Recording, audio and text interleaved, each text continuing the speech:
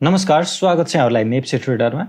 आज चाहिँ हाम्रो मार्केट 16.96 पोइन्टले चाहिँ झरेको छ, जुन चाहिँ करिब 0.92% ले हुन आउँछ।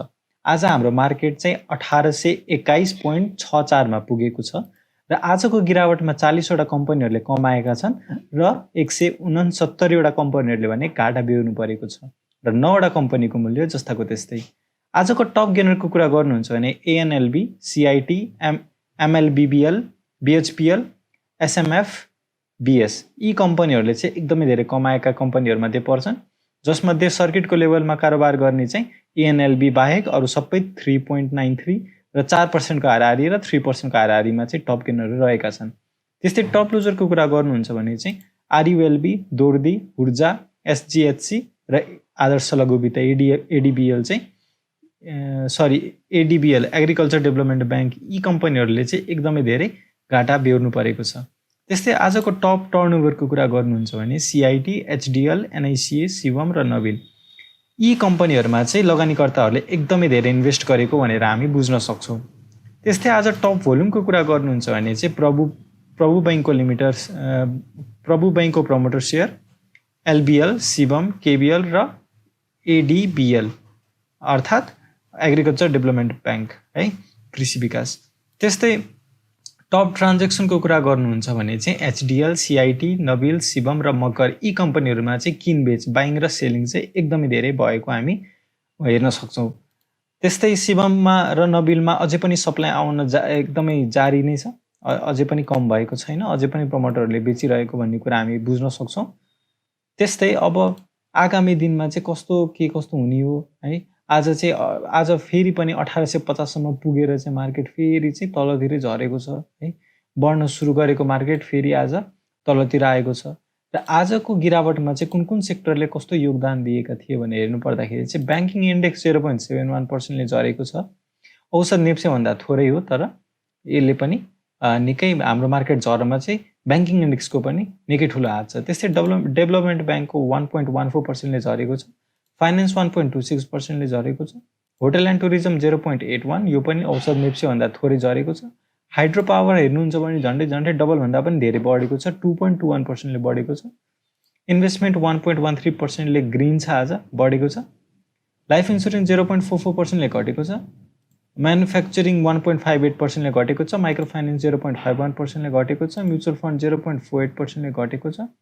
नन लाइफ इन्सुरेन्स 0.48% ले नै घटेको छ र अदर इन्डेक्स 2.07% ले घटेको छ र ट्रेडिङ इन्डेक्स भने 0.55% ले घटेको छ।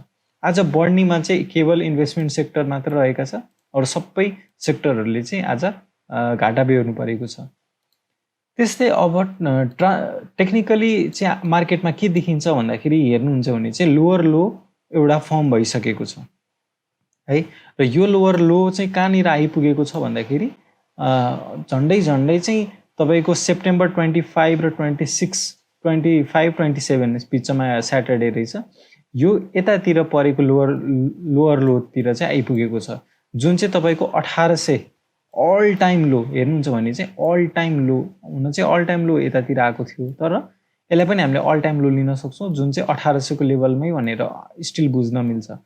भनेको मतलब यो रेजिस्टेन्स जुन एउटा सपोर्टको लेभल छ भनेर बुझिरहेका थियौँ, त्यसलाई चाहिँ आज ब्रेकडाउन दिएको छ र यसलाई चाहिँ अब हामीले एउटा सानोतिनो रेजिस्टेन्सको रूपमा लिनुपर्ने हुन्छ। यदि 1800बाट फर्क्यो भने यो रेजिस्टेन्स के पनि होइन, सर्लक्क ब्रेक हुन्छ, तर तलसम्म जान सफल भयो 1750 अथवा 1700 गयो भने चाहिँ फेरि हाम्रो 1800 को लेभल अथवा 1850 1840 यो लेभल चाहिँ एउटा रेजिस्टेन्सको लेभल बन्ने चाहिँ देखिन्छ है। आज घटेर जाँदाखेरि भोल्युम पनि बढेको छ। अब यो के कारणले बढ्यो भोल्युम है, अब लगानीकर्ताहरूले चाहिँ अब मार्केट घट्छ नै जस्तो लाग्यो कि होइन, अथवा किन्ने मौका यही हो 1800 भन्दा तल जाँदैन भनेर हत्तनपत्त किने कि होइन, यो कुराहरू चाहिँ हामीले एनालाइज गर्नको लागि चाहिँ इन्डिकेटरहरू हेर्नुपर्ने हुन्छ।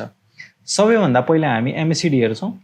एमएसिडी हेर्नुहुन्छ भने चाहिँ के देखिन्छ भन्दाखेरि चाहिँ सेल सिग्नल स्टिल भ्यालिड छ र हिस्टोग्राम पनि बढिरहेको छ, जुन यहाँ यो दिनदेखि चाहिँ घटिरहेको थियो, 10 मे यो 9 मेदेखि जुन घटिरहेको हिस्टोग्राम थियो त्यो फाइनली आज बढेको छ भनेको मतलब सेल सिग्नल चाहिँ भ्यालिड भएको छ। तर मैले के भनेको थिएँ भन्दाखेरि सपोर्टको लेभल नजिकै भएको भएर चाहिँ सपोर्टको लेभल 1800 मा एउटा सपोर्ट भएको भएर चाहिँ सपोर्टको लेभलमा छ भने चाहिँ अहिले सेल नगर्नु भनेर भनेको थिएँ मैले है।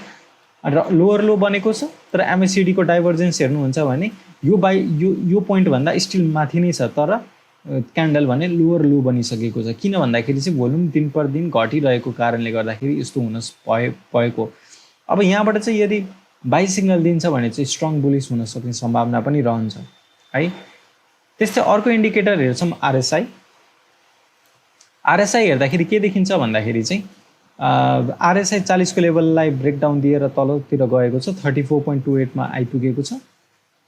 यसले चाहिँ डाउन ट्रेन्ड नै कन्टिन्यू हुन सक्ने जनाउँछ अथवा बेरिस ट्रेन्डमा छौँ भनेर हामी बुझ्न सक्छौँ। अर्को छ बोलिङ्गर ब्यान्ड लगाएर हेर्नुपर्दा के देखिन्छ भन्दाखेरि फाइनली चाहिँ जुन यतातिर कन्सोलेट हुँदैन कि भनिरहेको थियौँ यहाँबाट फर्किन्छ कि भनिरहेको थियौँ तर यो चाहिँ लोवर ब्यान्डतिरै जान खोजिरहेको छ। अप्पर ब्यान्ड र मिडल ब्यान्ड र लोवर ब्यान्ड तिनटै ब्यान्ड तलतिर फर्केको कारण चाहिँ यसले चाहिँ मार्केट एकदमै नकारात्मक रहेको आगामी दिनमा चाहिँ अझ घटेर जान सक्ने सम्भावना चाहिँ यसले देखाउँछ फेरि है त।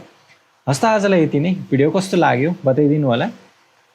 तपाईहरुलाई सुझाव के दिन चाहन्छु भन्दाखेरि छ भने होल्ड गर्नु होला, नयाँ बाईको लागि सोच्नु होला। इन्डिकेटरहरु पनि खराब देखाइरहेको छ, एकदमै धेरै घाटो छ। यो भन्दा धेरै बेयर गर्न सक्नु हुँदैन भने चाहिँ सेल गरेर एक्जिट लिन सक्नुहुन्छ, तर सपोर्टको लेभल पनि नजिक छ, यो कुरा पनि बिर्सिनु भएन। केही सरसुझाव छ भने कमेन्टमा बताइदिनु होला। भिडियो मन परेमा लाइक गर्नु होला र च्यानलमा नयाँ हुन्छ भने सब्स्क्राइब गरिदिनु होला। हस्त आजलाई यति नै, धन्यवाद।